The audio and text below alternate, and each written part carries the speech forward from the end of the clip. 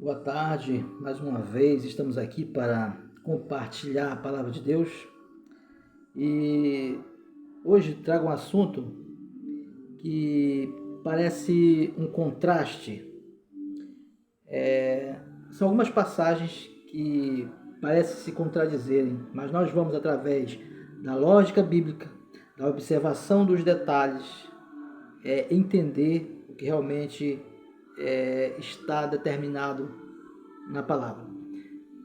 Nós sabemos que existe algumas passagens, como está lá em Deuteronômio 24:16 e Ezequiel 18:20, que diz que o filho não morrerá no lugar do pai, pelo pecado do pai, ou o pai no lugar do pecado do filho. E aí nós encontramos, por exemplo, uma situação que está lá em 1 Samuel 12:14, em que o filho de Davi, nascido do adultério com Betseba, Deus, através do profeta Natã, diz que o filho ia morrer. Então, como entender a passagem de Deuteronômio e de Ezequiel 18:20, que o filho não pagaria pelo pecado do pai? Bem, temos que ter já esse entendimento. Você que está assistindo agora, às vezes tem algumas pessoas que não têm, mas eu falo para aquelas pessoas que, por exemplo, já têm um conhecimento mais adiantado da história da Bíblia, do modus operandi que é mostrado sobre a forma de Deus atuar, vai entender alguns conceitos. Primeiro, a Bíblia deixa claro que Deus não tem prazer na morte do ímpio, antes que ele se arrependa. Há várias passagens que falam de Deus, do seu amor, né? a misericórdia de Deus, a sua graça. E nós encontramos esse evento na situação de Davi, em que o filho de Davi, nascido com Betseba, iria morrer. Um evento parecido acontece também com o filho da Sunamita, quando o profeta Elias também, né, ressuscita. Elias não, Eliseu. Então nós temos aí um fato interessante. Primeiro, por que acontece essa aparente contradição? Ela acontece por não nos atentarmos aos detalhes de cada passagem. Primeiro, lá em Deuteronômio 24, versículo 16, é uma passagem que está falando de um contexto relacionado com as leis civis de Israel nesse tempo ali no deserto. Os pais, versículo 24:16, os pais jamais deverão ser mortos em lugar dos filhos, nem os filhos em lugar dos pais. Cada um cumprirá sua pena e morrerá, se for necessário, por seu próprio pecado. A passagem, ela já deixa claro que vai morrer. Então, quando deixa claro que vai morrer, nós estamos falando de um contexto, do Velho Testamento ali, sob o comando de Moisés. Sob o comando de Moisés, foi instituída a lei do olho por olho, dente por dente. No tempo de Moisés, alguém era pego do teto, deveria ser apedrejado. Então, é nesse contexto que é escrito esse verso de Deuteronômio. Ele não está dizendo que ele ia morrer, ele disse que ia morrer, mas cada um pelo seu pecado. Então, entende-se aqui, nesse contexto, que referia-se àquelas leis para que não houvesse injustiça sobre algumas situações, ou pessoas que quisessem se vingar em alguém que não teriam feito alguma coisa contra eles. Por exemplo, imagine que um homem queira se vingar porque o pai de um jovem adulterou com a mulher dele, então vou matar o jovem por causa do pecado do pai. Então, para evitar esse tipo, né, de circunstâncias, Moisés deixa claro isso aqui. Ele diz, não, cada um vai morrer pelo seu pecado, e ele coloca na passagem, se necessário. Né? Então, o contexto aqui deixa claro que haveria de morrer, haveria morte, mas no contexto dessas leis mosaicas Entre elas nós temos o código de Hammurabi, o código do olho por olho, dente por dente, que mais tarde Jesus vai contestar essa passagem, né? Então nós temos aqui mostrando uma situação relacionada com as leis mosaicas. Há um fato importante, que os judeus tinham esse conceito baseado na Torá, de que o pecado, os filhos pagariam pelos pecados. Era cultural, porque você encontra, por exemplo, os discípulos, quando encontram o jovem cego, que Jesus ia curar da cegueira, eles perguntam para Jesus, ele está assim por causa do pecado dele ou porque os seus pais pecaram? E Jesus falou assim, não, nenhuma coisa nem outra, né? Dentro do foco que nós queremos trabalhar aqui, que é essa questão da morte. Esse assunto pode ser outra parte, mas o foco que nós estamos tirando aqui sobre a questão de estar pagando ou sendo punido pelos seus pecados. Então,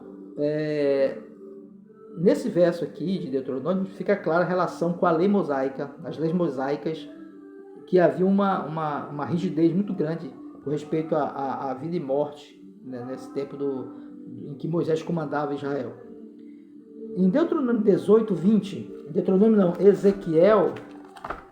Ezequiel 18, 20, vamos ter uma contextualização dessa mesma situação, mas Ezequiel ele aborda de uma forma mais didática, apresenta de forma mais didática esse contexto. 18, 20 diz o seguinte, vou ler desde o 19, que é importante. Contudo, ainda me podeis perguntar, por que o filho não partilha igualmente a culpa do pai? Ora, se o filho procedeu com retidão e justiça e procurou praticar todos os meus estatutos e os cumpriu, com toda certeza ele viverá. Então quer dizer, por que ele vai morrer se ele não está fazendo a coisa errada?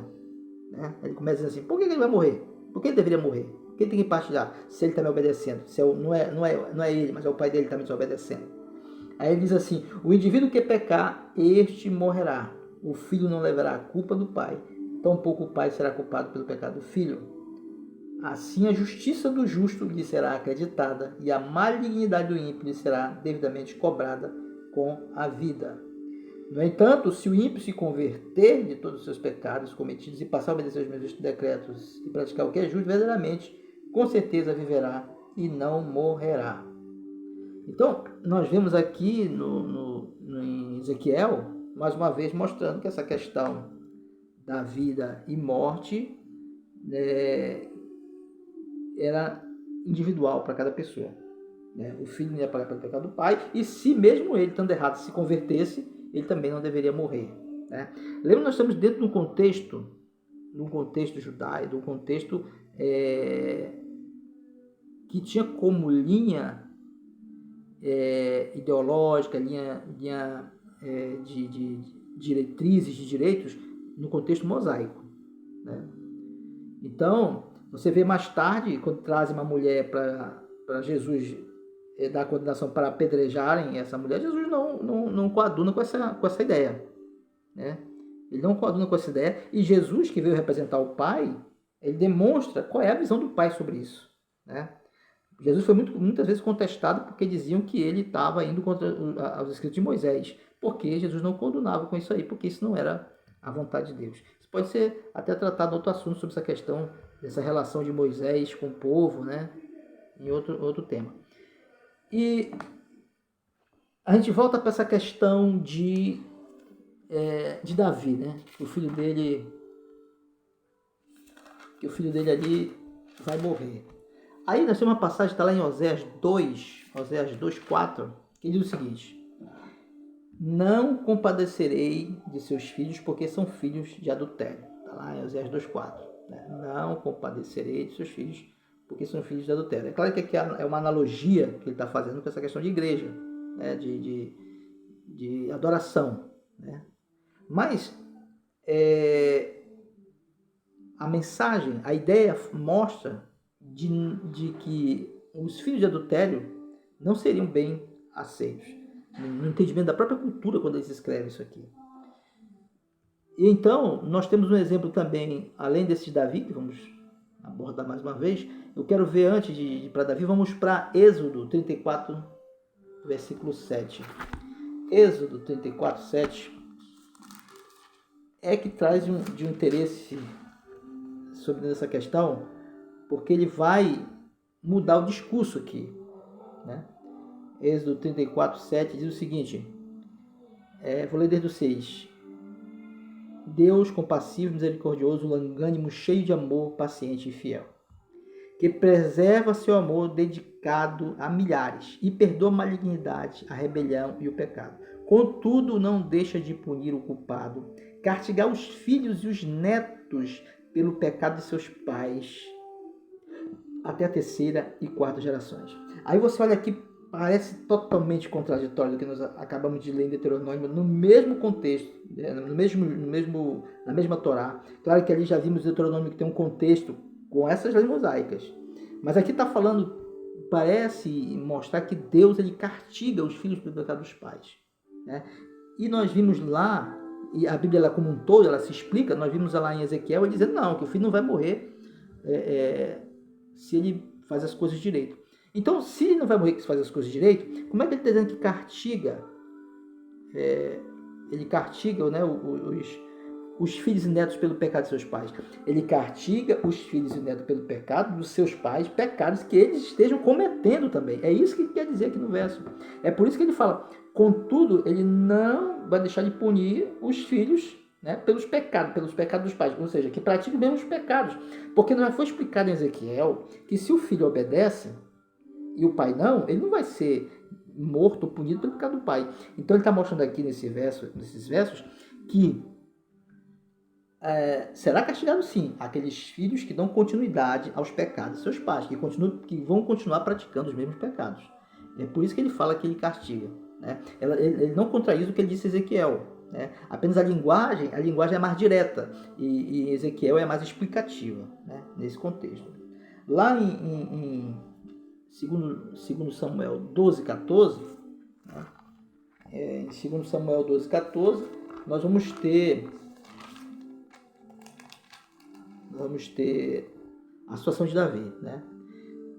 Natan contou toda aquela história para Davi, da parábola da ovelha e tal, e Davi reconheceu o seu pecado. Davi disse para Deus, então ele responde para Natan, pequei contra o Senhor. Então Natan afirmou, está lá em 2 Samuel 12, 14, 13 e 14. Então Natan afirmou a Davi, por sua parte, ou seja, da parte de Deus, ele fala, da parte de Deus, por sua parte, Deus perdoou o teu pecado. Não morrerás. Olha o que ele diz, não morrerás. Ou seja, Davi só não morreu porque Deus perdoou o pecado dele. Mas o pecado era digno de morte. Era digno de morte o pecado de Davi. Nós temos lá em 1 Reis 17, 18, a filha da Sunamita, quando o filho dela morre, ela associa a morte do filho dela ao seu próprio pecado, que deveria ser o mesmo pecado de Davi, porque era cultural deles, como a gente viu em Osés, que os filhos de adultério não deveriam viver, morreriam. E ela fala para Eliseu assim, você veio lembrar o meu pecado? Quando o filho dela morre, ela diz, você veio lembrar do meu pecado? Ela associa a morte do filho dela ao seu próprio pecado. Então Davi, ali naquela situação, Deus perdoa ele. Ele diz, tu não morrerás. Mas, ele fala,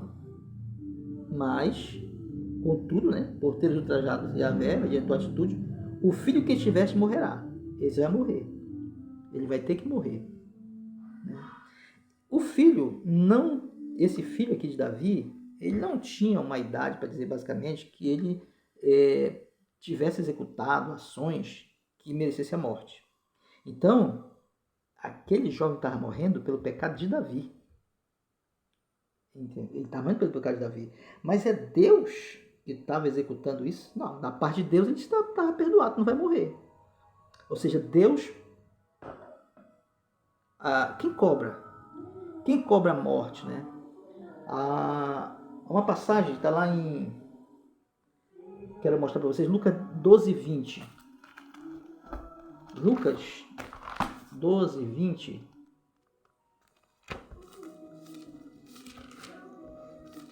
vai abordar uma coisa muito interessante, que ele diz o seguinte aqui, ó, 12:20. Contudo, Deus lhe afirmou, tolo, essa mesma noite pedirão a tua alma, né? E todos os teus bens que tens entesourado, com quem ficarão, né? E lá em Lucas 22, né? Em Lucas 22, quando ele fala para Pedro que o diabo ia se andar, Jesus diz assim, ó, Lucas 22, 31. Simão, Simão, eis que Satanás já recebeu autorização para vos peneirar como trigo. Recebeu autorização. Então, Davi pecou, o diabo queria a vida de Davi. O diabo queria o corpo de Moisés. O diabo se colocou ao lado do sacerdote Josué, acusando, pedindo a morte do sacerdote Josué. Só que ele é salvo pela graça. Agora o diabo pede a vida de Davi, porque Davi era um ungido de Deus e representava ali a própria aliança de Deus com Israel. E é pedido a vida de Davi. E aí o profeta diz assim, olha, o teu pecado foi perdoado. Não existe... às vezes as pessoas falam assim, Deus perdoa o pecado, mas recebemos as consequências. Por que recebemos consequências se ele perdoou? Parece um perdão meia boca, né? Não, te perdoa, mas vai sofrer, né? Porque quem leva o ser humano à morte, à desgraça, qualquer uma coisa dessa, doença, é o diabo.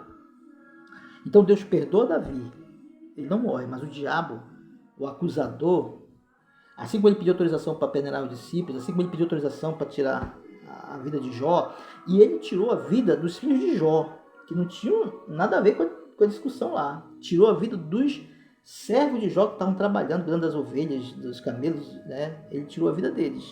O que eles tinham a ver com a confusão lá, né? Então ele cobra a vida.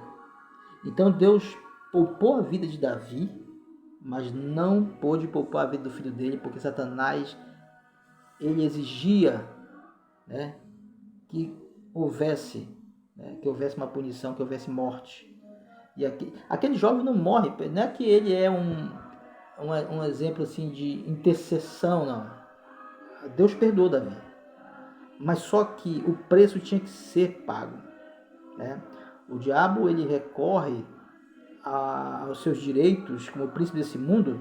Isso está claro na Bíblia, quando ele pede autorização para peneirar os discípulos, está lá em Lucas 22, quando ele pede autorização para peneirar os discípulos e recebe autorização, porque ele é o príncipe desse mundo, ele vai e tira a vida, né?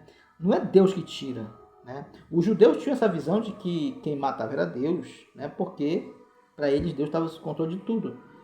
Mas o diabo exigia, e sempre exigiu a morte do pecador. Ele diz que ele fica lá em 1 Pedro 5,8, né? Ele está como um leão rugindo. O que o leão faz atrás na presa?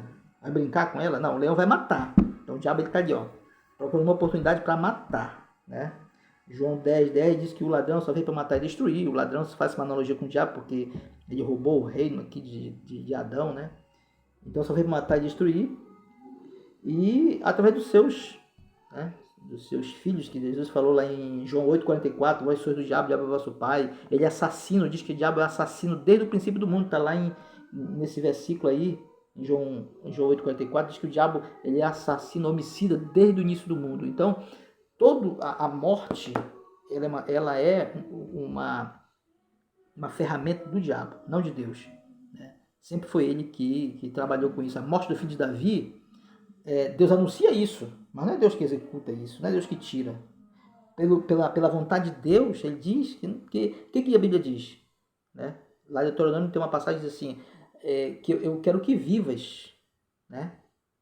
Ele fala, né? Escolhe, pois, a vida, né? Eis que eu tenho diante de vocês a vida e a morte. Escolhe, pois, a vida, escolhe o meu lado, né? A morte sempre foi do lado do diabo. A vez que o povo de Israel pecava, o diabo entrava lá e destruía. Quando Balaão ensinou o povo um artifício lá para fazer Israel pecar, foi quando ele entrou e matou muita gente. Então o diabo, é ele que é o autor da morte ali, ele que faz a morte acontecer. Então Deus é sempre o autor da vida, o diabo é o autor da morte. Vai haver um fato em que Deus vai atuar na sua justiça, em que realmente Deus vai tirar a vida, que é no juízo, né? Quando ele for executar o juízo final sobre toda a humanidade, todos os pecadores, todos os demônios, todos os anjos caídos. Mas sempre é o diabo que está por trás de tirar a vida do ser humano. Então ele tira a vida daquele jovem que nasceu do adultério porque havia um pecado e o salário do pecado é a morte. E Davi foi poupado, mas seu filho não foi poupado, porque o filho de Davi era a própria raiz dele, era a própria descendência de Davi, ele tira a vida daquele jovem. Então, não contradiz a vontade de Deus. Né? Deus diz que olha, não deve morrer se o filho obedece. Então ali é uma circunstância. E vemos nessa situação um jovem que não teve oportunidade a entender que Deus, esse jovem não perdeu sua salvação eterna. Ele perde aquela vida em que o diabo tem controle, que é nessa vida aqui terrena. Né? Nessa vida terrena, o diabo tem controle. Isso mostra na situação de Jó, né? Que você podia se perguntar por que Deus não poupou os servos de Jó, que não tinha nada a ver com a confusão, né? Por que ele não poupou eles lá de morrerem, né? Mas não, eles vão e executaram. Então, a missão de Jesus é destruir as obras do diabo, que é a morte, né? Trazendo novamente vida, e vida em abundância. Então, nós vemos aí que não há realmente esse contraste, né? Há uma lógica, né, por trás disso aí, nessa guerra entre Deus e o diabo, que o diabo cobra a vida do ser humano, né? Em Romanos, capítulo 6, diz o seguinte, capítulo 6, versículo 7, porquanto todo aquele que morreu já foi justificado do pecado. Então, quando o filho de Davi morre, foi justificado. A vida eterna foi garantida para ele. Mas Satanás exigiu a morte física dele como uma punição a Davi. Né? Deus poupa Davi, mas não poupa. Não tinha como poupar porque era um direito que o diabo exigiu como príncipe desse mundo, como ele exige. Né? Assim como ele foi exigir sobre Jó, ele exige sobre todo mundo. Né? Exigiu sobre Jó. Jó foi poupado, mas seus filhos e seus servos não. Que Deus possa lhe abençoar, que seja esclarecedor para você mais uma vez a verdade.